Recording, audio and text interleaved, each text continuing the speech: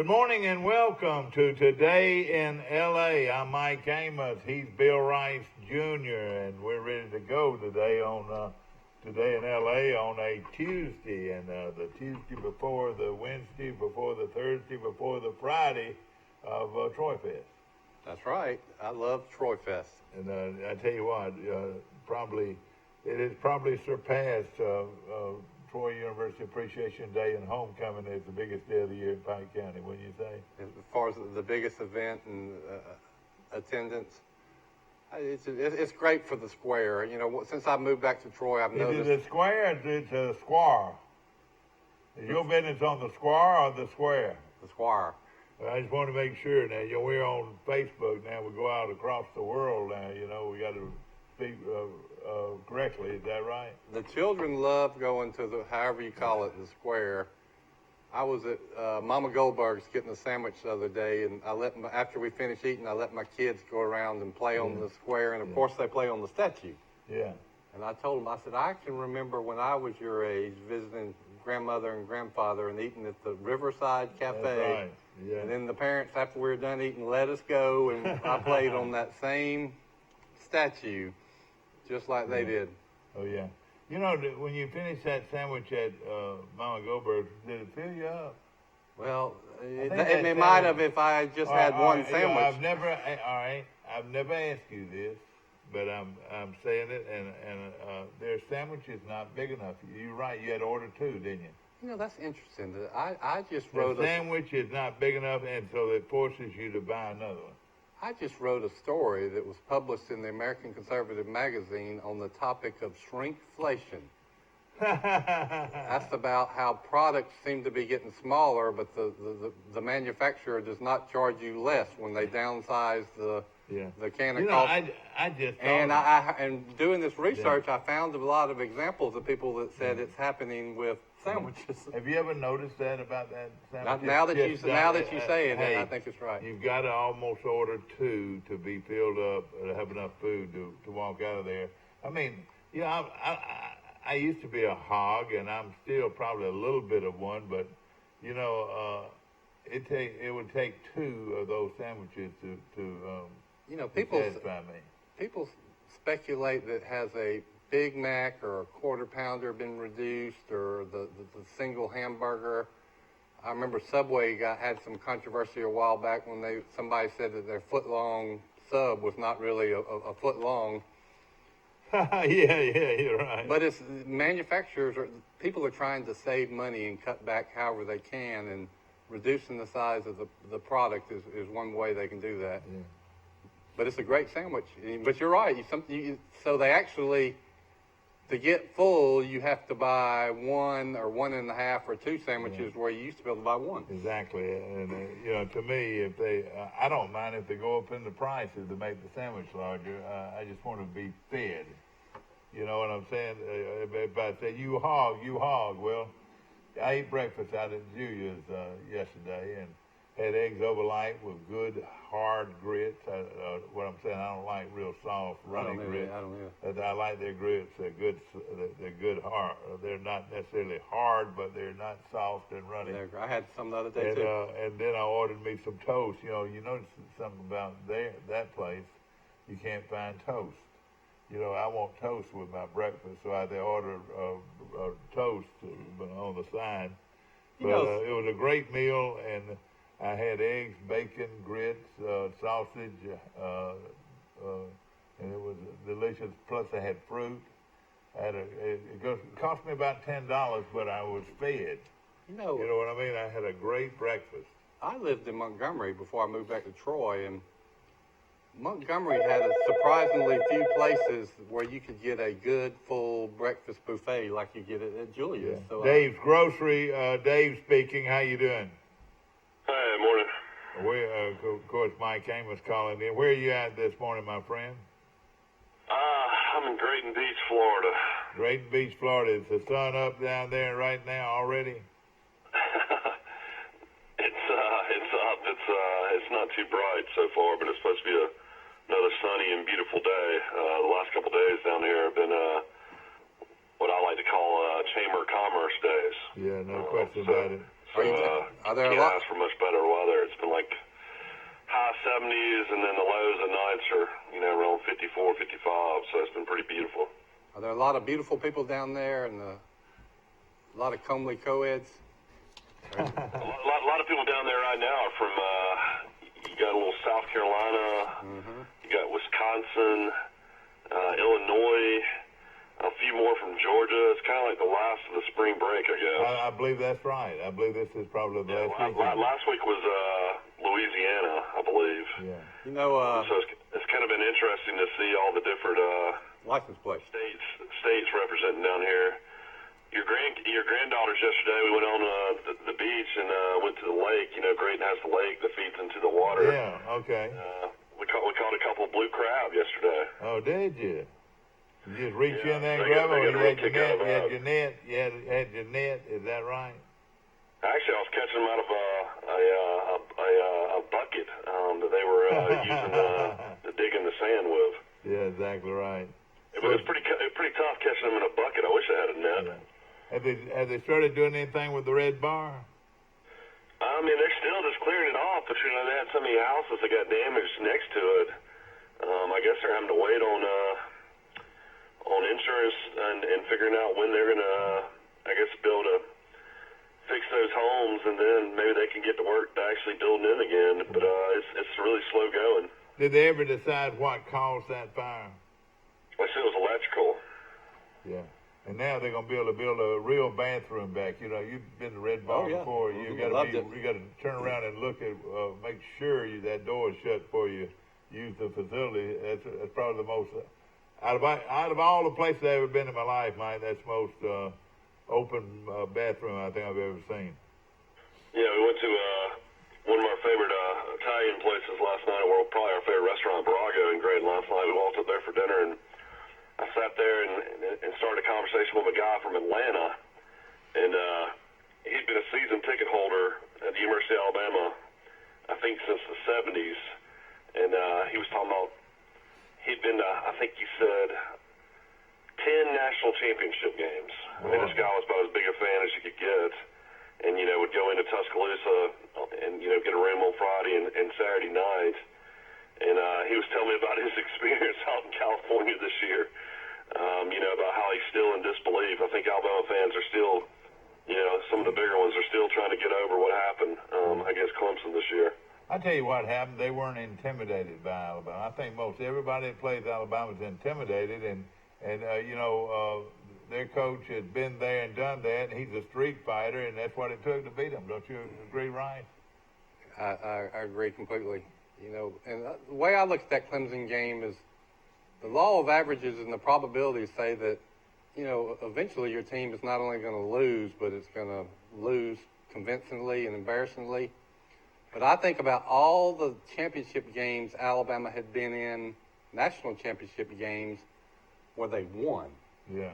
Until Clemson beat Alabama a couple years ago, I think it was 7 games in a row that Alabama had a chance to play for a national championship, going back to the goal line stand game against Penn State, Stalin's game against Miami. Yeah. Alabama won every one of them, 7 for 7. He said he had been to the 78 and 79 national championship games. That was the goal line stand. And then, of course, I told him the story about how my dad had the goal line stand picture above my bed, and I had to name every single one of those players every night. So I named all the players for him. Leg and Witch like I did for you every night. Moe Leg and Witch Wingo and Barry Krause, and those were the 3 main guys, I would think. Michael, I was thinking about your checking out all the tags down at the beach, and it reminded me of when my dad owned the Gulf gas station next to the Holiday Inn. Dad put in 3 flagpoles. Of course, one of them had the American flag, but the other 2 flagpoles, he just bought state flags, primarily from all the Midwest states of people and the snowbirds that would go to the beach. Yeah. His thinking being that if somebody saw their state flag going or coming to the beach, they might stop in and buy some gas from him. So, being in that business, you also you noticed the license plates and who was heading south and who was going to the beach at what time of the year. Exactly right. Of course, we've got a big weekend planned, April 27th and 28th. It's Troy Fest, named in honor of Gene Lake. And Rice, you've been around this all your life. No, I don't think anybody, I'm bragging, but I don't think anybody does it any better than Troy Fest. There's a big one in Tuscaloosa that they talk about. But Auburn has one. As far as real art, this is one of the best. Maybe Fort Deposit has one. Yeah. In the Calico Fort. Yeah, but that really just stresses real art. I've been to a lot of them because I market these cityscape paintings that I did of Montgomery and Auburn, or I found an artist to paint them, and my mother did the one of Troy. Yeah. So I rent booths, and I've been to the Troy Fest several times and sold a lot of artwork. Now, your mom was an artist. Are any of you boys artists? Rush, my older brother Rush, has that talent, although he's never developed it, but he can naturally... All he does is make money, is that right? He tries to. Sometimes he makes money, and sometimes he probably doesn't. He's in a good business, though. Basically... But Rush could... he had some of that. I can't even draw a stick person that looks like a stick person. Yeah. Tell them what Bobby's doing. Michael, you'll be interested in this. Bobby Rice is the... what's his title now? Well, it's really the publisher of the Tuscaloosa News, which is the top job at the Tuscaloosa News. Now they call him the general manager. But about 9-10 months ago, he moved from Pensacola or Gulf Breeze up to Tuscaloosa News to be their director of ad sales. And after just a couple of months of being their director of advertising, they promoted him to publisher. So I have a place to stay in Tuscaloosa when I go to ball games. and probably get tickets that way too, don't you? Well, you think he gets a lot of tickets? There's probably some perks that come with that job. No question about it. He gets to interact with the great Cecil Hurt. He attended to fire Cecil Hurt. No, we can't. I'm being facetious. I love Cecil. Yes, he gets to interact with Cecil. Cecil Hurt sells more newspapers than anybody in Alabama, wouldn't you say? Well, he knows the way it is in Birmingham. The Birmingham News pretty much went under. I think it, only went to print 3 days a week, and so everybody I know, my mother-in-law and everybody in her neighborhood, everybody gets Tuscaloosa News in Birmingham now. Good. That's a real opportunity, and I would just give people as much Alabama football as you can, because there's unlimited demand on that topic. And you're right, Michael, about the Birmingham News. It's just so sad that that great newspaper is gone and what it's become. All the writers are gone. Skarbinski's gone now. Of course, Filo's been gone for years, but a lot of those writers, sports writers that were so good for so long are all gone. Where did Skarbinski go, Mike? He went to AL.com. Up in Birmingham, I was listening to something the other day up there, and they said the only way that Tommy Tuberville can possibly win the Senate race in Alabama is if Nick Saban will endorse him. But I'm sure Nick Saban's always involved in politics. Hey, you need to learn from Bear Bryant about that. Bear Bryant endorsed Bill Baxley, and he never won. Of course, Coach Bryant probably could have won, no question about it. Bob James won, and I've read about that in researching a book I'm working on. And Coach Bryant and Bob James later had a nice powwow, and I remember from watching the Coach Bryant show one time that Bob James, the governor, came and crowned the homecoming queen, of course, right? Yeah. Well, there was a few boos when Bob James was introduced because he was a great Auburn man and a great former Auburn football player. Well, I remember watching the Coach Bryant show the next Sunday, and Coach Bryant was not amused, and I remember him scolding the fans for doing that. Did he really? Yeah, class was showing your class was a big thing. Harry Holman Johnson. Nick Saban had a successful hip replacement surgery yesterday, so he is on the mend. You know what he said? But I'm sure he'll be back soon. He said he didn't want to just coach 2 or 3 more years. He wants to coach a lot more years. And that's something for Alabama folks to know. And of course, he dyes his hair. Looked a little blonder today. You know, I would think that's what he does. But doesn't he look like he could go 10 more years? Yeah. Oh yeah. And of course, his contract runs to 2024, I believe. You know what I think makes him a great coach? And think about this: out of all the Division 1A programs in the country, he's one of the very few head coaches that is hands-on, that he coaches the position. People don't realize that. Nick Saban coaches the secondary. Now, of course, you got some of them that call the plays and offensive plays, but Nick Saban is a hands-on coach. He throws the ball. Somebody told me he throws probably 100 passes a day. Pretty passes too. Yeah. 67 years old. And he's hands-on. You know, a lot of you think of or at least the top 25 coaches in the country. Most of them are letting everybody else do the work. You know. He's at heart a defensive back coach, and he wants to be with those defensive backs. No question about it. I mean, Coach Blaney was an old school coach. I mean, he would just sit back there and let his assistants coach. Yeah. I mean, a lot of times we'd go to practice, Coach Blaney would be up in the bleachers. You remember? Oh, many times, and of course we miss him. I'm gonna give him a ring before long and see what he's doing. We've got Coach big day on Wednesday. We've got Coach Lindsey coming on, and he's gonna be on at 7:00, and we're gonna have him hopefully for the whole show. And Coach Chip Lindsey through his first spring practice, and I tell you, Mike, I've been around it a long time, and I don't see anything hardly any different. I don't think they miss a beat. I really don't. If I was some teams out there, I would hate to know I had to play them. Right now, there are maybe four teams I think that can beat them. But now, we said that last year, and let Liberty come in and beat them of all the people. But I just like Troy's chances of at least winning 9 games this year, Mike. What do you think? I'm just worried about Jeremy McClain. You know, he's going to Southern Miss, and then Southern Miss comes in on that second game. You know, Troy's AD might have a camera out there on the practice field from his office. I doubt it. So I'm kind of worried about you know what? I think this is though. I think, like I said yesterday, I think the worst record Troy can have is 9-3, probably. Well, this is no disgrace to Jeremy, but I think you could tell Jeremy which way we were going to run, and he couldn't stop us. You know what I'm saying? I really believe we're going to be that good. I hope. We need an extra running back, and that'll be one of the things that we need. I want you to start getting your questions up.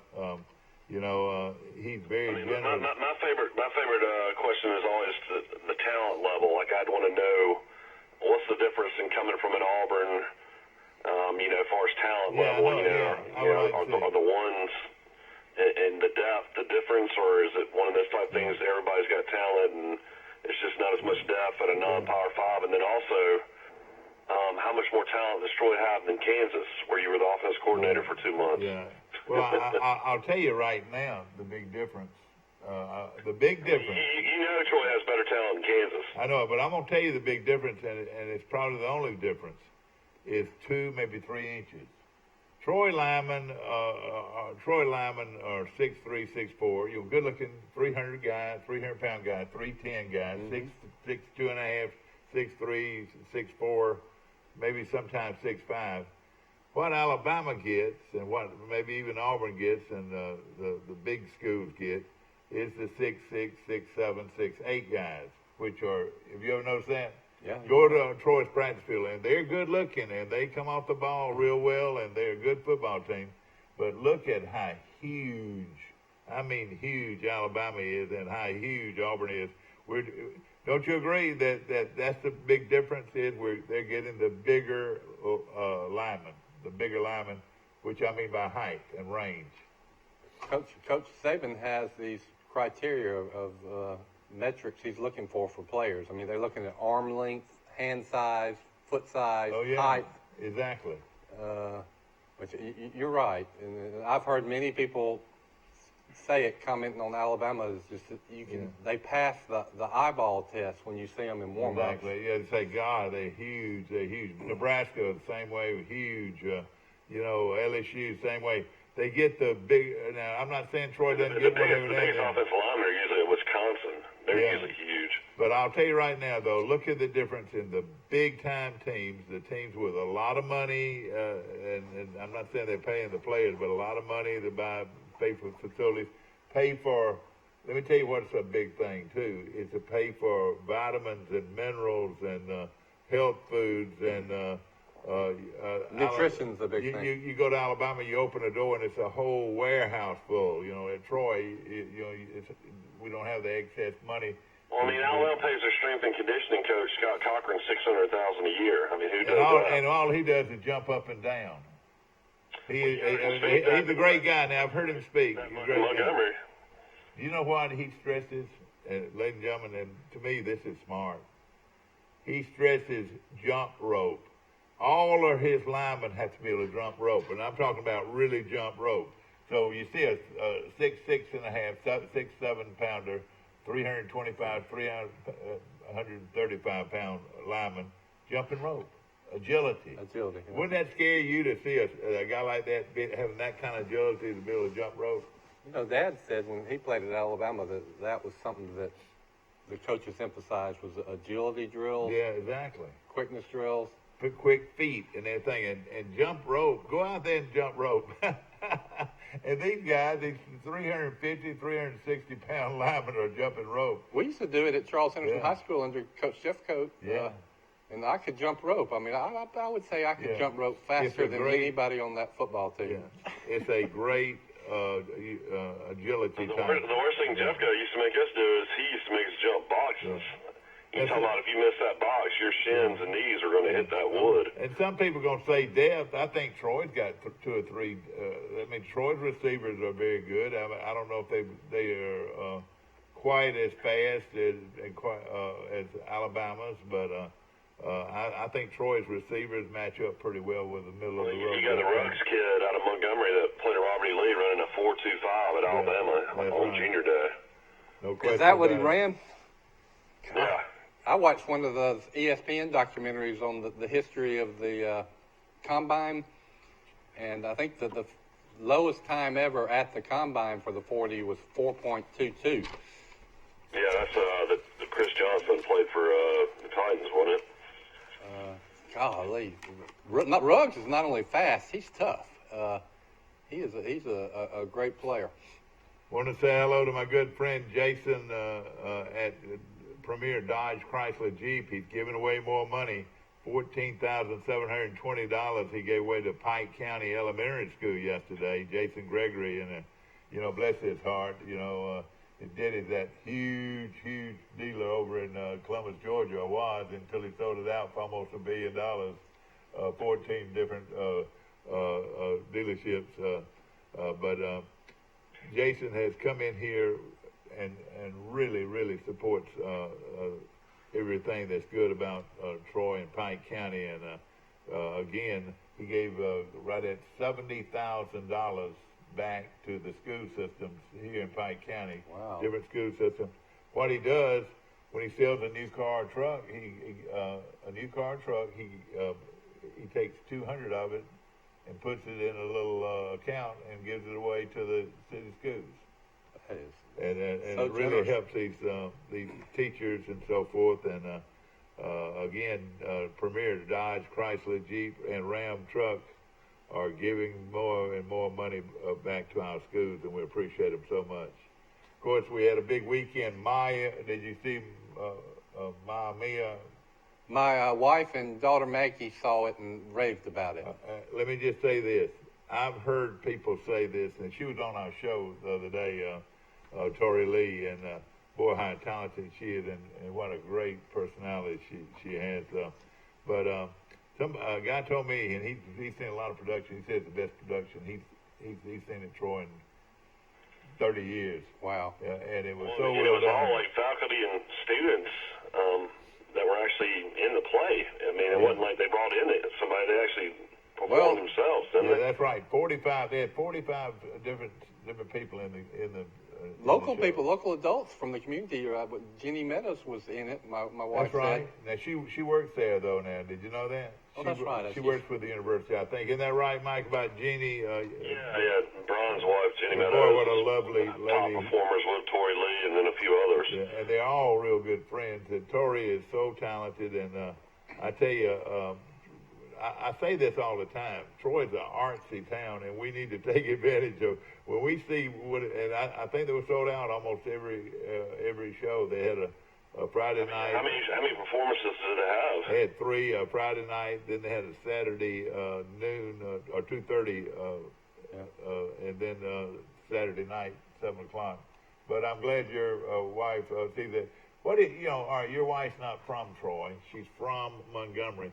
But she's got to be impressed with what Troy can offer. Isn't it amazing? She was so eager and excited to be moving to Troy, but of course she knows Troy. She went to school here. Oh, did she? Yeah, she was loved her 4 years in college here. Yeah. And her stepfather, her father, Frank Fryer. Frankie Fryer Is from Brundage. Yeah, I know him well. Former wide receiver to a quarterback named. Do you know who I'm talking about? Yeah, that played at Auburn. That's right. Walls. Randy Walls. Walls to Frankie Fryer. Frankie was, I think it's his top receiver. Frank was, from what I understand, was a great athlete. Still is. Yeah. He still plays adult softball. You're right. He's a big softball player. And, of course, the 2 of the greatest softball players in the state of Alabama history came out of Brundage, Alabama. Do you know who they were? When you tell me, I will. Do you know, Mike? I don't know. I know Herbie Gunner's a big softball player. Herbie Henner from Troy, the engineer, he's 76, 77 years old, and he's still playing. And Johnny Dunn, the great Johnny Dunn, and the great Butch Austin were all great softball players, and Johnny Dunn still plays softball. Johnny Dunn is Frank's brother. That's right. And let me tell you, there's another Frank Fryer that was on our show the other day. Frank Fryer that played first base and third base and left field for the 1961-62 Auburn Tigers. And that was Frank Fryer, a different Frank Fryer. Of course, I call the one we're talking about Frankie Fryer. That's what he was called, yeah. Frankie. But anyway, my wife, she's got Pike County roots, and she grew up in Montgomery, graduated from Jeff Davis. But she knew what it would be fun for her to live in Troy, and it would be a great place for our small children to grow up. And so, and she's an English teacher at Charles Henderson High School. She's interested in drama. Yeah. She's very talented. I've already pitched. She could have her own TV show or radio show if she wanted to. Well, let me tell you one of the great things about Mamma Mia, the headline girl, the number one. I used to say the leading cast person. The leading lady or the leading lady would be, and is Lexi Leverett from Charles Henderson High School. She's a freshman from Charles Henderson, Mike, and they said she stole the show. She was magnificent, and Tori, I said, Tori, these guys got a chance, and these guys have a chance to go big time. She says a lot of them do. There's a lot of talent, and of course, Troy's theater program is getting bigger and bigger. Also, their dance program is getting bigger and bigger. Over 100 kids in their dance program now, and this is professional type dancing that they're offering a full-time curricula in dance at Troy now, giving away a lot of scholarships. That's fantastic. Mike, you heard me. Scott Cross finalized his coaching staff, so he's got 3 new assistant coaches. He hired Kenneth Mangrum as assistant coach, Jermaine Johnson as an assistant coach, and then retained will be Mike Worley, who was on Cunningham's previous staff for the last 6 seasons. So that's 3 new assistants, and unfortunately, these guys have got to take the stairs everywhere they go the rest of their time. Yeah, that's right. Mike, now no elevators allowed under Coach Cross. Yeah, Mike, I was thinking that the former Alabama player was going to be kept. What's the deal with him? It's not mentioned. These are his assistant coaches now. I don't know if Andrew Steele will be kept or not. He was on the staff of Cunningham. Of course, Andrew Steele as director of operations, but it's not listed so far. Andrew Steele comes out of Birmingham, where they're rich, or at least used to be rich in basketball. Are they still? Well, he was one of the great players at John Carroll High School with his brother, who was the All-American in Alabama, Ronald Steele. Yeah, who was the great player of the two, Ronald or this guy? Ronald was one of the greatest players in Alabama history. Well, he really had that horrible knee injury and never was the same. He played with another guy named Damari Carroll, who's been playing in the NBA for 12 years. Mike, I've never heard of Damari Carroll in my life. Yeah, Damari Carroll was at Vanderbilt, and then his uncle. Oh, wait a minute, he played at Vanderbilt. I thought you said he played at Alabama. Transferred to Missouri and had a great career there. Yeah. But yeah, he's been in the NBA several years. Also, Troy is saying goodbye to their sideline announcer, who has done a great job after 14 years, Chris Blackshear. And I read it as the sideline announcer, so Troy's going to have to find somebody to do that on the radio. But he did a really good job. I hate that he's leaving the radio broadcast. He was very good. You know, when Doug Amos, and Doug is a personal friend of mine, probably way down the line, Ken, but when Doug Amos ramps and raves over somebody, he doesn't do that a lot, and he thought that this guy was one of the best he's ever worked with. He was a part of 6 Sun Belt titles. Now, what is he going to do now? Just start doing something else on Saturday? I want to say he's in the legislative, or I want to say he's involved in politics somehow. Maybe he is, and of course they'll get a good one. And you know, who in the world would have thought? That might be good to get a former player, to take over that position. That might be something they might need to look into. You know, Jerry Miller. If you looked at his background, he grew up in Elba, or actually grew up in. Between Elba and Troy, Jack, Alabama. That's right, downtown Jack, Alabama, Zion Chapel.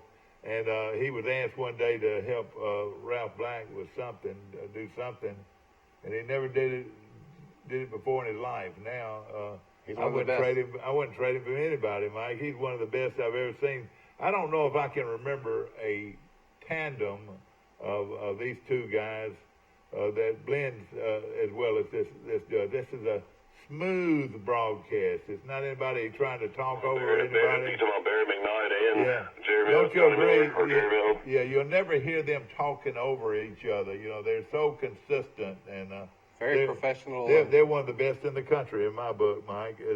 You say this, and Mike loves. He watches sports and listens to sports. He thinks Barry McKnight is a big time basketball guy. Really, and basketball is one that you can't see what's happening. You can hear what's happening, but you can't see it. Same way with football, but basketball is hard to let somebody be able to see through a radio. Wouldn't you say, Mike? Yeah, I mean, the guy that did Alabama games for a long time, they were really good at basketball too. Eli and Tom Roberts, I like them a lot too. I did. But Tom Roberts now, and of course, had been in athletics a long time. But I didn't think he was. Of course, he was a professional broadcaster, but I didn't think his knowledge was so good. But I mean, this year, if you ever got to listen to Auburn with Rob Brandlett and Sonny Smith, the old coach, that was a really good team as well. I think anytime you can get an old coach, and Wimp Sanderson would do a few games on television, Alabama games this year, and Wimp's still sharp as ever as well. Thank you, Doug Layton, and good evening, ladies and gentlemen. Thank you, John Forney, and of course I'm Doug Layton, and I'm John Forney, and the Alabama partisan across the way is filling the stadium up this Saturday afternoon, a beautiful Saturday afternoon in Tuscaloosa, Alabama. You do a very good John Forney. He is hit and knocked down by Bill. That would do the stadium time. I always liked his voice. The guy I liked was the PA announcer. I think his name was Pepper Simpson or Simpson that's Pepper. Right. Yeah, that's what I'm talking about. So it would be Ogilvie around right in, play gain 7 yards, first down, Alabama. Rice at right tackle, play fails to game. Will Dr. 1022, Dr. 1022, will you please report to the north gate? Ladies and gentlemen, the gates to Legion Field are now open. How many times you heard that? Yeah. And of course, this guy was the public address announcer, and he got to be a household word, didn't he? His signature was first down, Yeah. Alabama. Number 56, and a lot of times he wouldn't name the person. Number 56 enters the game, and I can remember this. What was your number? I can't remember. What was your number at Alabama, Rice? What was your daddy's number? It was 85 his He had a first lot of 2 different years, numbers, and then didn't he became a tackle his senior year, and so he couldn't be 85, and so he became 76. But there's a story. I want to tell you a story about those numbers. So he was 85 his sophomore and junior years as a tight end, defensive end. Then he grew into a tackle, and he became 76. Well, those numbers, 8 plus 5 equals 13, 7 plus 6 equals 13, and his number in high school, where if you can believe it, when he was a fullback, was number 13. Okay. Ladies and gentlemen, number 79, Bill Rice, enters the ball game for the first time tonight, and there goes the final gun. Amos at right tackle, play fails to game. Alabama sends in number 22, Musso. What was your number in 65. 65? But like they would say, Alabama sends in number 54, Jordan. Yep. Alabama sends in number 12, Namath. He wouldn't use the first name, and then the gates to Legion Field are now open.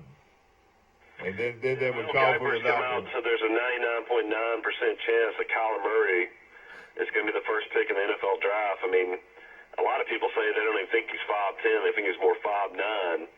But this is pretty amazing. I mean, he was the first-round pick with the Oakland A's. Everybody thought he was going to play baseball.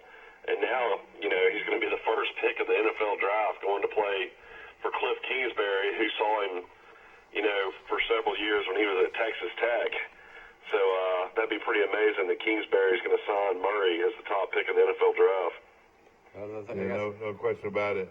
I mean, you saw him play Alabama. I mean, of course, Alabama was just phenomenal against him in the first quarter and a half. But after that, he scared me to death. Yeah. Couldn't stop him. I think after the first quarter and a half, Alabama didn't stop him.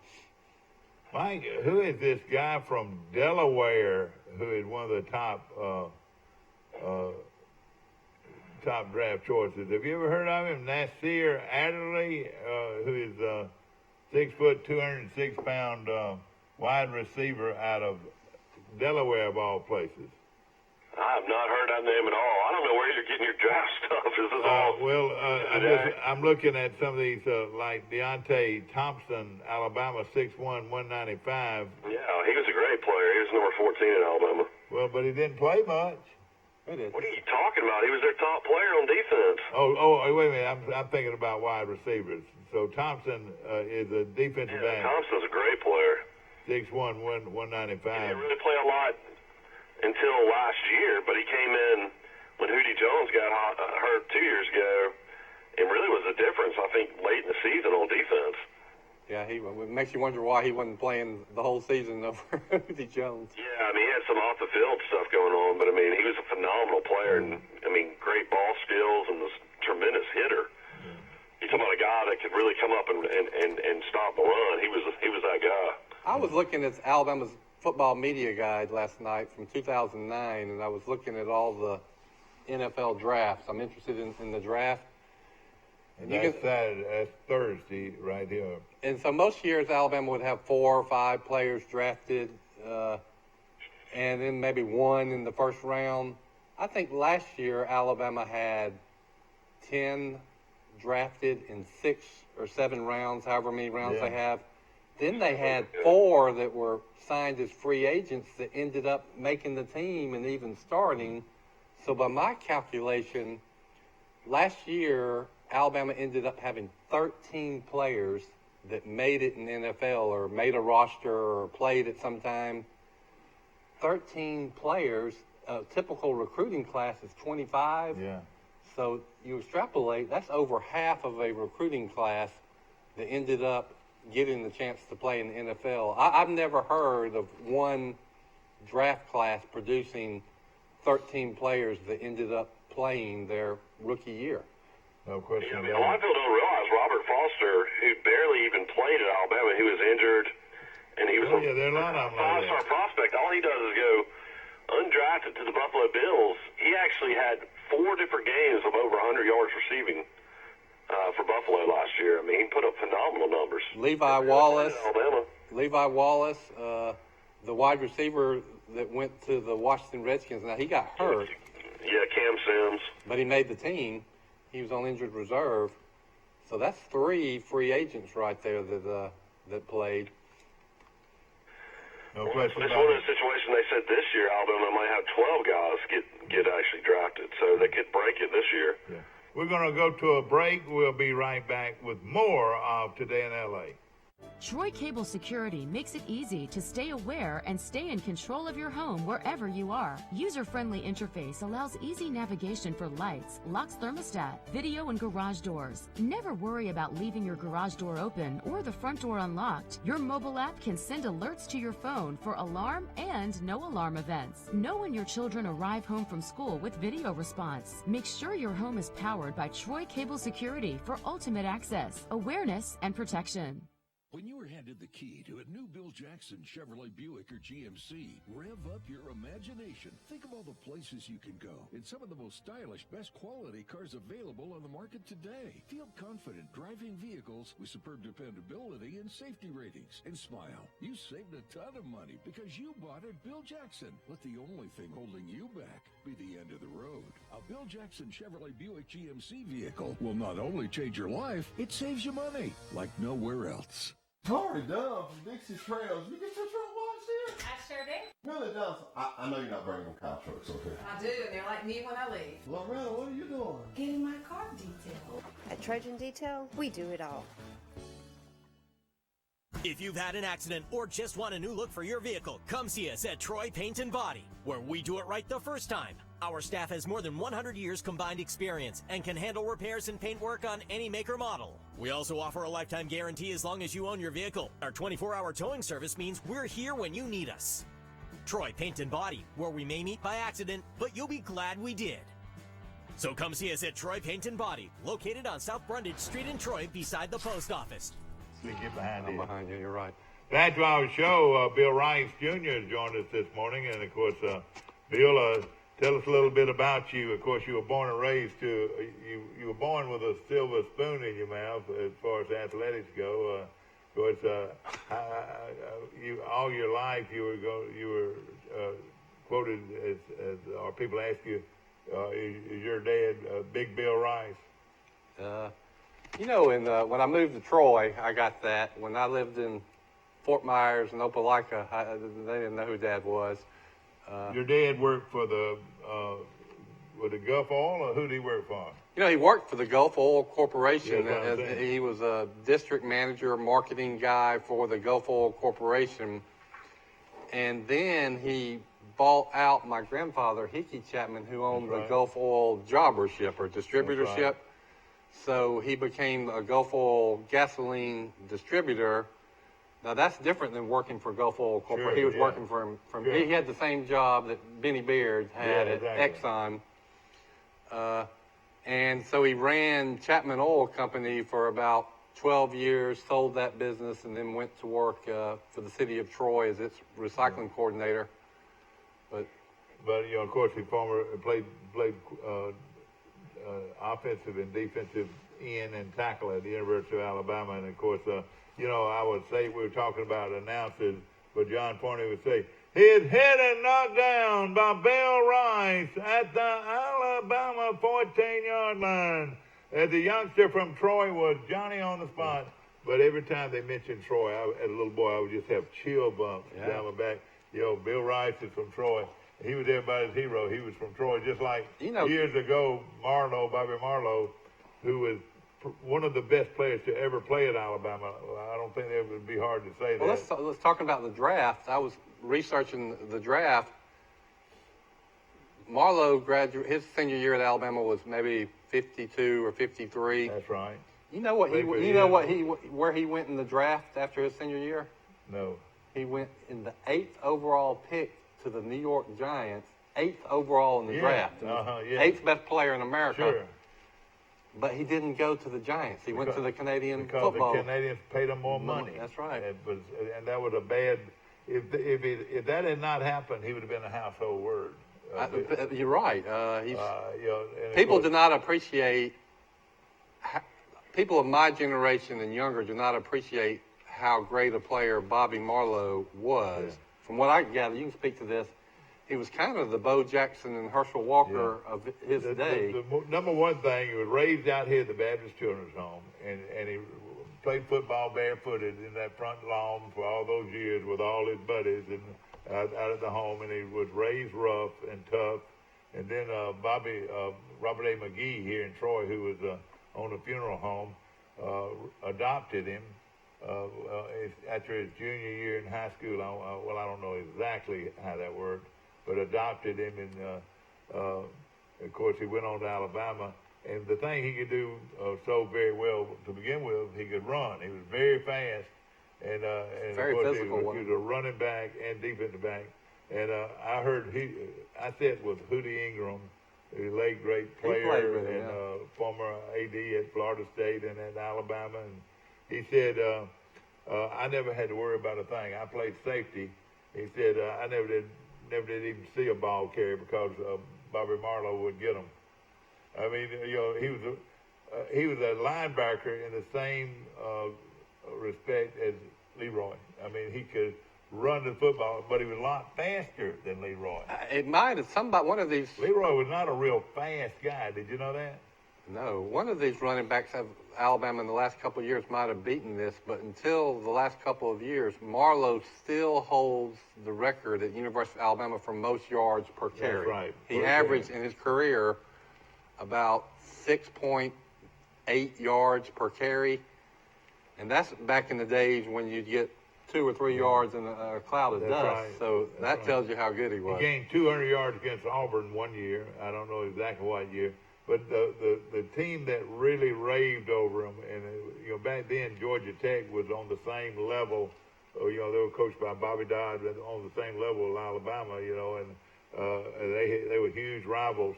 And Marlowe was named to their top opponent team over all those years. He was the first team top opponent. And I looked at it, and the last time he played against Tech, he gained 222 yards.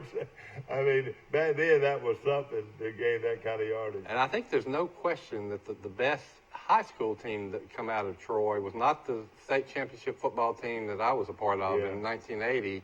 It was the 1949 Troy high school team where Bobby Marlowe was the star. Exactly. They didn't have state championships back then, but that team, I believe, they went undefeated. Not only did they go undefeated, if you look at the scores, they beat everybody 50 to nothing. And I think about 8 or 10 of those guys on that team went on to play college football. Well, I'll tell you this. Of course, they had Marlowe. And people in Luverne, Andalusia, over in Andalusia, they had a guy named Big Boy Little. Have you ever heard that name?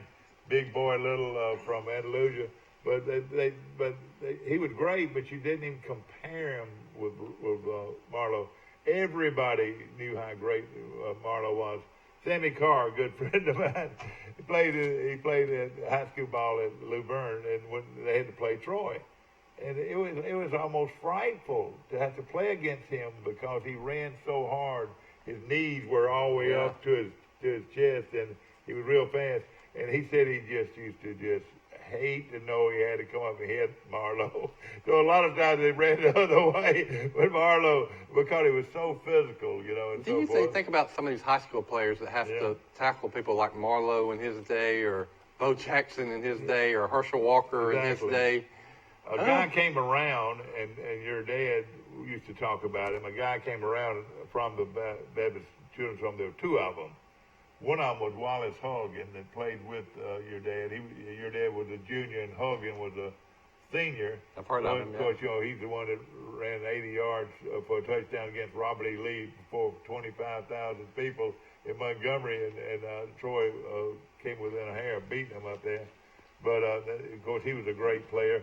But there was a few other players that came out of the Baptist Children's Home. But Hogan would be probably back then the closest to a Bobby Marlowe. Now, Marvin Barron when he came through here, was a real fast guy. Strong, fast, could run to the football, and again, you better have speed to play at that level. And Marvin Barron did, until he got hurt. Yeah, you got In to a car have wreck, speed. Sid Marlowe died at a young age. He was only 55. Died in 1985. He was a household word in the Canadian football, and he was He's on an all-time. He's a Canadian Football League All-Star all-time team. Yeah, He rushed for 4,291 yards and 34 touchdowns in 8 seasons. Yeah, and who did he play for? Saskatchewan.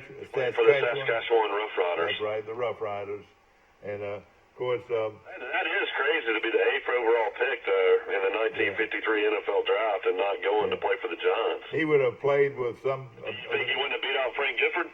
I don't know, but Frank Gifford played on that team. Rev Webster played on that team. Gino Marchetti. Y.A. Tittle was quarterback, wasn't he? Y.A. Tittle and Charlie Conley. Charlie Conley. Well, you also think, if he would have gone to the Giants in the Big Apple, he would have been a huge star. Yeah. He must have got some really bad advice. I knew the money was better, but still, that's hard to believe. You're exactly right, and or he would have been a household word. No, well, I'll tell you, you had to write about that. You had to write about that, Bill. That a guy from Troy, Alabama, was the 8th pick in the NFL draft. I don't think people know about that. People don't. You're right, Michael. They and I don't know how they did it back then, but it wasn't as many teams. And think about it, by not having as many teams, we look at baseball the same way. Not having as many teams. Boy, it was hard to make it on a roster. And the rosters were smaller because they played both ways.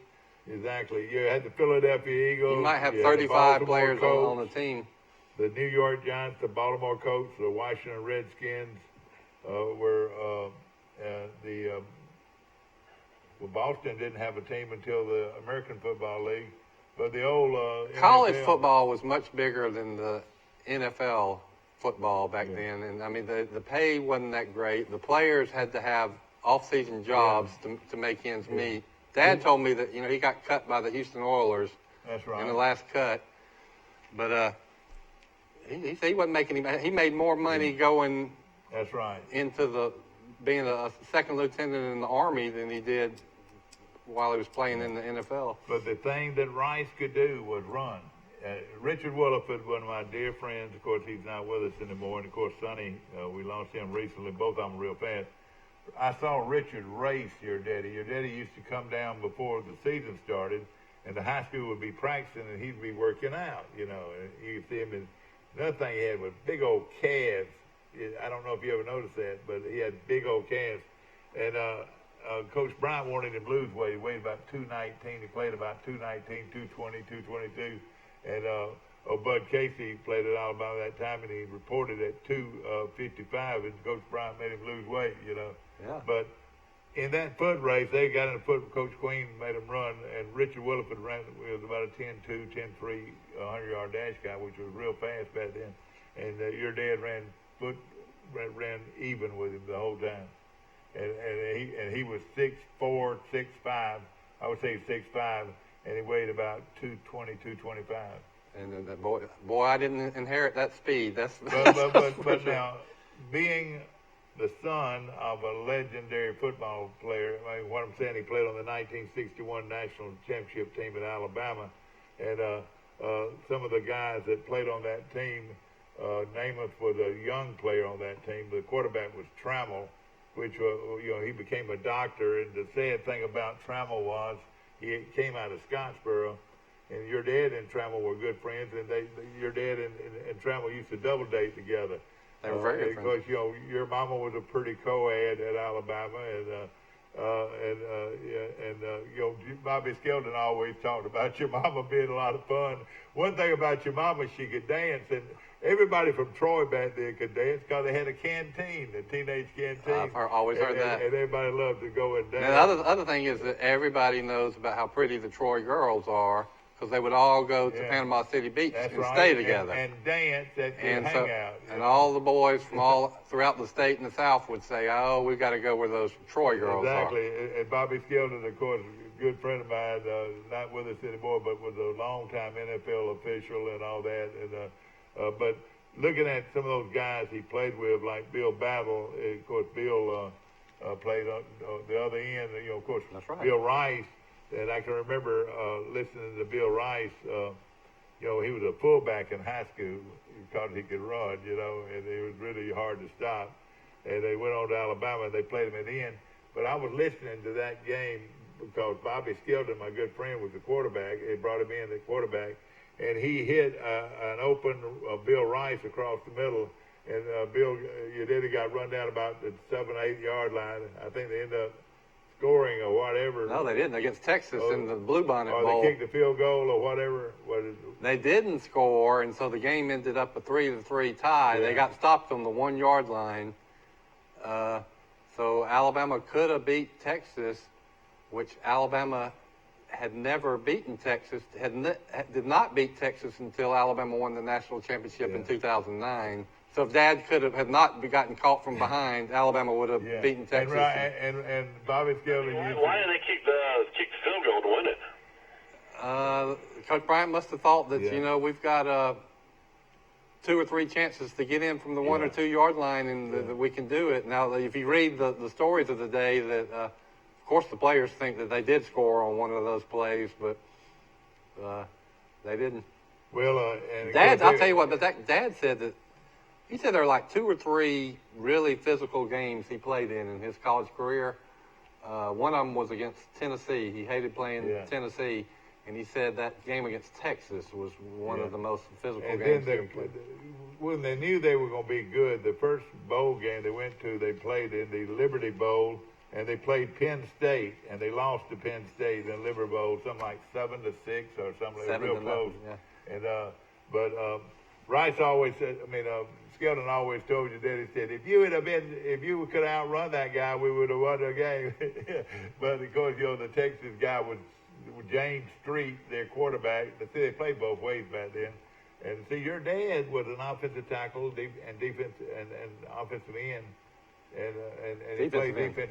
He never came out of the game half time, because of the substitution rule. I still don't understand all that. But looking at some of the guys, Leroy was a junior on that team. Bill Battle, of course, now was one of your dad's close friends. Who did he talk about? Tom Bible, he was there as a freshman. Well, the leader, the undisputed leader of the team was Trammell. Pat Trammell, who was a fascinating character, real hard-nosed guy, legendary figure. And then the best player on the team was, it was either Mike Brockett, Billy Neighbors or Leroy Jordan. And Jordan was a class behind Dad. I think Tommy Booker was a leader. And he played with us Kansas City Chiefs for many years. Bobby Skelton played the year before. That's right. Bill Battle. Brother Bill Oliver was on that team. Mal Moore was the backup quarterback. The list goes on and on. Tom Bible was a good friend of your daddy's that drowned that one summer when he was a player, I tell you something that always, some of your dad's great stories were how against Tennessee, Coach Bryant, Tennessee was back then more important to him than beating Auburn, because Tennessee had all those great teams under General Neyland. General Neyland. And so Coach Bryant, every time they beat Tennessee, he would hand out cigars. Now, could you see a coach right now today handing out cigars after a game? So they still do it. It was Olinger or somebody. Olinger was a name that comes out at me, and he said, Olinger, take one of these cigars. Olinger reached up and grabbed a pack of Pall Mall, said, "Oh, Coach, I'll smoke my own." What could Coach Bryant say? The sad thing, smoking back then was cool. It was a cool thing to do. Now, the worst thing to do. It's the most obvious. They say somebody that smokes had 50 times greater chance of having lung cancer than anything else. Can you believe that? That is just those odds. When you look at those odds, the worst smoker was Coach Bryant. Worst thing in the world. He smoked Chesterfield. That's what he smoked. Back then, you had Camel. It was a little cigarette. And that's what my daddy smoked, was Camels.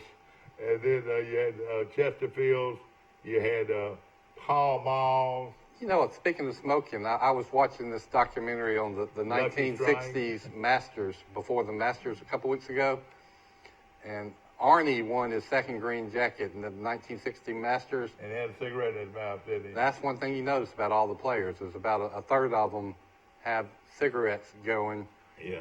And I've heard Arnold Palmer talk about that. Eventually, he saw himself on TV doing that, and he said that's a bad look, and so he put them away. And thank goodness, kids today are staying away from cigarettes, and hopefully, and Yeah, I wouldn't say that. You still got a lot of kids. I know Ryan probably smokes. I don't know. I didn't even ask him if he smoked or not, but living like that in the old days. If you ever want to see how many people in this world still smoke, if you're ever on 280 in Birmingham and you're at a stoplight, roll down your window and look to the left or the right and see how many people still smoke. Well, because of the cigarette all over butts? the ground. Because of the cigarette butts or what? Yeah. But thank goodness, I mean, they still allow that at Bryant-Denny Stadium. I mean, if you go out to the concession stand, I mean, there's probably 100 people lined up against the wall smoking during games. Yeah, a lot of them are drinking. They'll make them go out of the stadium. A lot of them are drinking during games too. Now, Troy serves alcohol, serves beer at every athletic event. Did you know that? I did know that. Every football game, every basketball game, and every baseball game. Do a lot of people buy them? You don't see a lot of it. At least I don't see a lot of it. Now, a lot of times they put it in a cup. But, Alabama and Auburn do not. Did you know that? They don't. At least the last I've that will probably change in the future because one of the trends I'm watching, Michael, you can probably speak to this too. Attendance is down at all sports, but especially in college football, even in the SEC. People are staying home and watching 8 games on high def instead of spending all that money and having the hassle of going to a game. Yeah. But I'm going to think at some point that's going to start getting into the budgets of these athletic departments. All you have to do is go to an Auburn game, one of these late-night Auburn games where they've been up all night, got there at 10 o'clock in the morning, and they started drinking, and they drank all the way through the game and whatever, and then they had to drive home. I mean, to get out of Auburn, Alabama is one of the hardest things in the world to do. Or get out of Tuscaloosa one of those late games. But you know what, though? Mike he can get out of the place. I mean, I'm just amazed at how he's able to get out of a game. Well, we were always blessed because we were parking at 10 Horse, so you just get on River Road and then you take shortcuts through downtown and you're on 59 heading back to Birmingham. But the most important... When's the last time we ever stayed at the very end of an Alabama game? We always leave with at least 8 or 9 minutes left. Coach Saban doesn't like that. I know he doesn't. But... well, trust me, I like getting back on the road and getting back to Birmingham. I mean, that's one thing about Tuscaloosa. I mean, I lived there, I guess, 2 different times. But, with the students now, being 38,000 and then, of course, the stadium holds 102,000. If you don't leave early, you would be stuck for 3 or 4 hours. They're getting ready with that new stadium renovation. They're going to decrease the capacity of that stadium by about 3,000 people. Oh, I didn't know that. Yeah, they're going to have they're finally going to have the big scoreboard done. Yeah. They're going to do that now. Yeah. And they're going to put in They need a big scoreboard. Another stadium club in one of those end zones. That's where the money is in the premium tickets for those stadium clubs, and they're going to add some more boxes. I don't know if our guys I'll say this. I mean, Alabama games, we talked about it, I guess, the last year or so. They do the metal detectors now, and it's kind of slowed it down as far as getting into the gates. But I still, to this day, don't know if those metal detectors are really on. So it's one of those type things. I think they're there for show, but I don't know if they really work. Yeah, I've never had the problem getting in and out of Bryant-Denny at all. Now, I'll tell you this. Bryant-Denny's kind of scary, the amount of stuff people bring in there. I mean, you sit around enough people, you're just like, did you go to a grocery store before you came into the game? Yeah. It's just crazy. Exactly right. We're going to take a short break. We'll be back to more of Today in L.A., brought to you by Max Federal Credit Union on the bypass right here in Troy. Never know how. Trojan Auto Parts of Troy, home of Napa Know-How. Stop by and see owners Mike and Melissa Kilcrease and their Napa Know-How team with over 100 years of combined experience. We're the only locally owned parts store in Pike County, and we're fully stocked and ready to serve you. We pride ourselves on being your go-to parts store, not only for the simple items, but we specialize in those hard-to-find items as well. Trojan Auto Parts, the right part at the right price at the right time. Napa, a name you've trusted here in Troy since 1945. A personal touch, a high level of trust. Whether it's checking and savings accounts, personal or business loans, or our local friendly service. That's what Troy Bank and Trust customers expect. But now we offer more. Free identity theft protection for our new and existing customers, protecting your family's time, money, and good name from identity theft. Because protecting your identity is now a big part of our identity. Have you seen an increase in your insurance premiums or significant change in your insurance coverage? Let Sandbeck Insurance offer you a better plan to suit your business or personal needs. Sandbeck Insurance offers many lines of insurance, whether it's home, farm, or auto insurance, work comp, business, or health and life policies. Sandbeck is here for you. Call or visit our Troy, Enterprise, or Andalusia office today. Sandbeck Insurance, where we take pride in taking care of your insurance needs. Hey folks, are you tired of spending hard-earned money on a gas grill only to have it burn up in less than 2 years? Not to mention burning your food. Here at Southern Grill and Patio in Troy, Alabama, we carry the Holland Grill line. They've been around since 1988, and there are people right here in Troy that have had theirs for over 20 years. These grills are guaranteed not to flare up. You can grill, steam, or smoke on your new Holland Grill today. Come see us at Southern Grill and Patio in Troy, Alabama, inside Town and Country Flooring Center. Back to our show, ladies and gentlemen, and of course brought to you by our good friends at First National Bank of Troy Brundage, located on Main Street in downtown Brundage. Since 1904, there's been a Ramage running that bank, and of course, Mr. Jim Ramage started it in 1904. Wow. And there's been a Ramage running. Thank you, sir. I'm okay. Good hot coffee. Yeah, they are. You're being very facetious now. You shouldn't have said that, Mike. We're liable to be thrown off the air. Now, of course, we were talking about it earlier. I want to talk about this guy on Jeopardy and see if any of our viewers have been watching Jeopardy. And for those who don't know, there's a guy that is a professional sports gambler from Las Vegas who has won 13 times in a row on Jeopardy. That's not unprecedented. Yeah. There's probably been a lot of people. Yeah, that's right. Yeah. But the amount of money he is winning every time is mind-blowing. He is averaging over $71,000 per victory. He's now won $950,000 in 13 episodes. When does that come on again? Do you know? We record it and watch it at night, but I think it comes on CBS at 9:30. Man, I watch that today. That's going to be something. But it's not. James Holzhauer.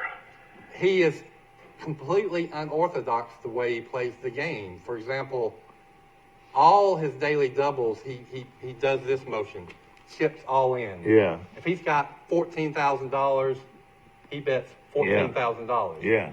And he thinks that, well, if I lose it, I'm so dang good, I'm going to still catch and pass these guys. How is this guy so brilliant, though? I mean, how is he able to answer all these questions? He says he was not a good student. He graduated from the University of Wisconsin or Illinois, a C student.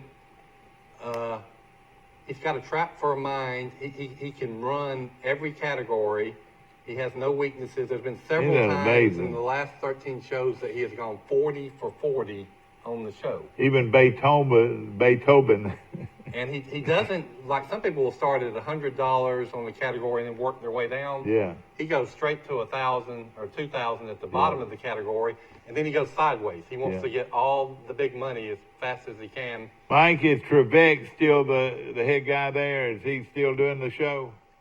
Yeah, I mean, he's got health issues, but he's still doing the show. So he is not well? I didn't know that. Yeah, he has got I mean, that came out several months ago that he has pancreatic cancer, stage 4. Boy, I tell you, He is that's being something. so brave, and you can watch He's when. 77 years old. I thought he was 78, but Well, it doesn't matter. That's close enough. you know, you talk about the person that always seemed far younger than their years. One person I think of is Dick Clark. Yeah, that's right. But Alex Trebek might have Dick Clark beat. He is 77 or 78 years yeah. old, and you look at him and you say, that guy has to be in his early 60s, and his mind is so sharp. How old is Pat Sajak? Yeah, that's right. Close to 70, isn't Well, he? she's in her 70s, I want to say, isn't she? You know, Vanna? Vanna White? Yeah. No, you know, she can't be. Vanna White and I have to Sajak. Google that. Vanna White and Sajak. It's going to surprise you how old she is. She's in her 60s. She looks great. Oh yeah, and it's amazing how they've been together for such a long time. We're gonna have a TV show before long on this little question. Vanna White's 62. 62 years old, and How old do you think Pat Sajak is? Sajak's 65. 72. 72, you're right. Isn't that crazy? He's Pat Sajak's your age, though. Yeah. You know, Exactly. talking about how much this guy's won on Jeopardy, the previous champ was Ken Jennings, who won 74 times in a row. And Ken Jennings averaged $34,000 per victory. Yeah. Well, I looked it up, and you say, well, who makes the most money on Jeopardy? Well, I looked up how much Alex Trebek makes a year. He makes $10 million a year. Does he really? So then I divided that times 5 shows a week. Yeah. So you know how much Alex Trebek makes per show? How much? $38,500 every show. Well, So nobody yeah. makes more money than Alex Trebek. Yeah, but you know it's amazing. How about Vanna White's worth $70 million? What now? She's worth what? $70 million. Oh, you For see, turning letters. and to me, I've seen a lot prettier girls than her. You know, as far as I'm concerned. Boy, I tell you, isn't it amazing? You know who's really worth a lot of money is the estate of Mike Griffin that started the Wheel of Fortune. Oh, Merv Griffin. Merv Griffin. Oh, yeah. He's the richest man in Hollywood for a long time. Did Merv Griffin also start Jeopardy? I don't know. You know, that if you look at it, it's a Merv Griffin production, you know. But I've always heard that he was one of the wealthiest people in Hollywood. It's amazing how well they have done. And Sajak, of course, is one of the great ones. And there's been a lot of great talk show people. And just think, there are probably more people that watch talk shows because these are mamas staying at home raising families. But the housewives watching these shows. Well, now you can DVR it. So my wife, she's a school teacher, but she still records her soap opera. Yeah. The Young and the Restless. I Every mean, day. like products like Dial. What would have been the difference in Dial soap and anything else? You know, well, I see it advertised and you know, and gleamed. Different toothpaste and all of this is put in your mind because you unconsciously are watching the commercials, waiting to come back to your show. You know. That's called branding and top of mind awareness. That's what our advertisers do. And then you know, like selling cars. You know, everybody's selling cars, but see the USA in your Chevrolet. America's inviting you to try. You know those old commercials. You don't know when you'll need a product or service, but when you do, when you have that triggering event, is what we call it in advertising sales, you will think of that jingle or that slogan. Exactly.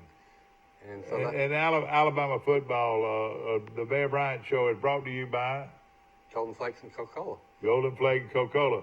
And the Auburn playback is brought to you by probably Golden Flake and Coca-Cola, wasn't it? No, Mommy, it's the Farm Bureau man.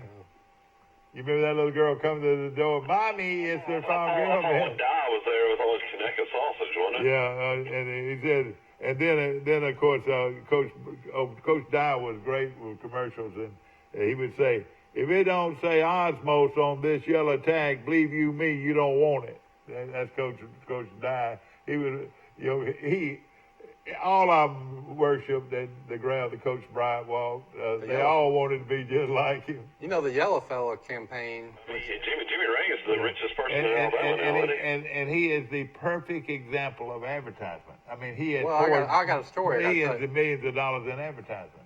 A fraternity brother of mine at Alabama, who's actually Rush's age, Slayton from Montgomery, he is the advertising agency guy that came up with the Yellow Fella campaign.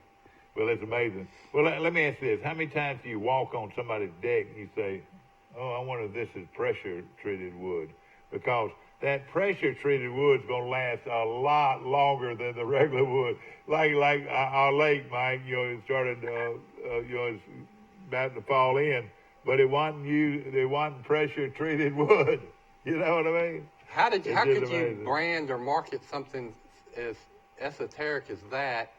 So they came up with a color, and putting that little tag, the tag that was on that lumber to differentiate their treated lumber from all the other lumber. And then back in the old days, the competition with drinks like Coca-Cola, Pepsi-Cola, RC Cola, Grapey-Co, all of these, Knee-High, Lotta Cola. My mom used to drink Tab. What's the worst drink ever? Exactly. What happened to Tab? Well, I don't know. Diet Coke. We need to mention Arrington baseball advanced yesterday against Cottonwood, so Arrington will make the second round. Okay, let's go over that this morning, ladies and gentlemen. And also, Mackie Sasser has won 700 games at Wallace College. My goodness. Boy, he's done well. Former Mets baseball player that ended his career. How did he end his career? One of the weirdest situations of all time. Well, he had a phobia about throwing the ball back to the pitcher. What? Yeah, I didn't know that. That's how his career ended. He had a situation where he couldn't get the ball back to the pitcher. He had the yips for a baseball player. Isn't that amazing? What now? He could not. He had a mental block. He could not throw. He was a catcher. He could not throw the ball back to the pitcher's mound. Isn't that amazing? Some people do like that. During games, would actually throw it over the head of the pitcher. There are people that have that driving. They go to one lane and they can't make themselves really turn into the other lane. That happens all the time. I've read that. Gets in the fast lane and won't get over. I've got it in golf. Well, let me just say this. Let's go over baseball because it's coming down the stretch here with high school baseball, and I was going to look at some of these regular. It's a shame that this is going to happen, Mike. But Sweetwater's playing at Maplesville. Maplesville is 10-13. They have a losing season. Brantley, the Bulldogs, Titletown, 26-6, playing at Billingsley, 11-16. So Brantley should move on, hopefully, from there. In Class 2A, you've got G.W. Long, 26-5 against New Brockton, 14-12. And, of course, most of those losses G.W. Long had were to bigger schools. And many times they wouldn't beat those bigger schools. But like you said, Mike, Cottonwood is at Luverne, 20-8, are at Arrington. And you said Arrington won that game? Yeah. Arrington won that game, so it'll be Cottonwood against Arrington and these games will be best 2 out of 3 starting. What classification is Arrington? It's Class 2A. And they've got quite a good game, good ball club. Of course, let's look at some others in Class 3A. Providence, 22-8, playing Montgomery Academy, 14-10. You know all about those rich schools in Montgomery. You got Montgomery Academy, you got Trinity, you got St. James, you got Catholic. Which is the best programs? Sports-wise, yeah, probably historically it would be Trinity. That's won a lot of baseball state championships and football state championships. Your buddy, the Gaylords, went to Trinity, That's right. didn't they? They have a legendary baseball coach and football program, for that matter. Montgomery Academy's always been strong. St. James is not known for their sports. Montgomery Academy is real good in girls' sports, too, aren't they? Like your tennis they dominate softballs and tennis volleyball. and golf and cross country. Yeah. Do they recruit? No. They give some scholarships, but I don't think they recruit for athletics. I've always wanted to know this question here, too, and I've heard this before, is, at Montgomery Academy, you don't just walk in and say, I want to enroll my child. They have to take tests before they can go in there. Maggie went to kindergarten in Montgomery Academy, and that's absolutely right. Yeah. Somebody told me one of the wealthiest persons in Montgomery, child couldn't get in Montgomery Academy because of grades, but went to the other place and they just poured their money into the other place. But I'm saying there's so many options in Montgomery to choose from. Those are they're all great. Well, Alabama Christian's a good program. They're all great. Yeah. Catholic, Yeah. you know. And they're real competitive too. Is that then right? you got schools like Hooper, and then there's some more, but you've probably got 6 or 7 independent or private schools in Montgomery. They're all outstanding. But it's not like Birmingham. These are private schools. Now, Birmingham, you got Hoover, you got Hoover, Vestavia. Homewood, Vestavia, Mount Brook. And then there's some more from there, Mike. Well, you got Oak Mountain, you got Spain Park. Yeah, see, those, I mean, and those are all public schools. And so you got Briarwood Christian as one That's right. independent school, where That's Al right. Bracewell, my friend from Troy, his kids went to Briarwood Christian. Yeah. But what I'm saying, these are public schools. We got a lot of friends that their kids go to Altamont. Yeah. They're on Red Mountain. Altamont is a private school, but these public schools, it's a shame that people have to pay so much money to send their kids to school. But now Lamp School is a real good school, and it's a public school. Is that right? Yes, in the old Parisians at Montgomery Mall now. Yeah. And of course, it's a big, you have to have a certain amount of grade level to go there. Lamp, in the past, is, they ranked schools according to their standardized test. Yeah. One year, Lamp was considered the #1 high school in America. It always is considered the top school in the state. Yeah. But it's a magnet school. It's the cream of the crop, and you've also got Booker T. Washington, I think, That's is a right. magnet It's school. a magnet school. And, those magnets. In 10 years, you'll see Liberty Park having a high school. That they'll send all of those kids going to Vestavia High School. They'll have their own high school because it's just growing tremendously all that way. No question about it. But and I'm not comparing them as far as quality. I'm just saying that Birmingham is a public school system that you don't have to pay all this huge money. To go to Montgomery Academy, somebody says it's more than maybe to go to Troy University. It's a lot more. It's $14,000 a year. $14,000 a year, and then a lot of people have 3 or 4 kids in Montgomery Academy at the same time. So let's do quick math. Say you got 3, that's $42,000 a year times 13 years, kindergarten through 12th grade. And something else you're going to end up spending. That's nothing though, Bill. Well over $500,000 a year to educate your kids K through 12. Yeah. I tell you another thing that's happening though is homeschooling. We just moved from Birmingham. We're spending $24,000 a year on 2 kids going to daycare. Isn't that amazing?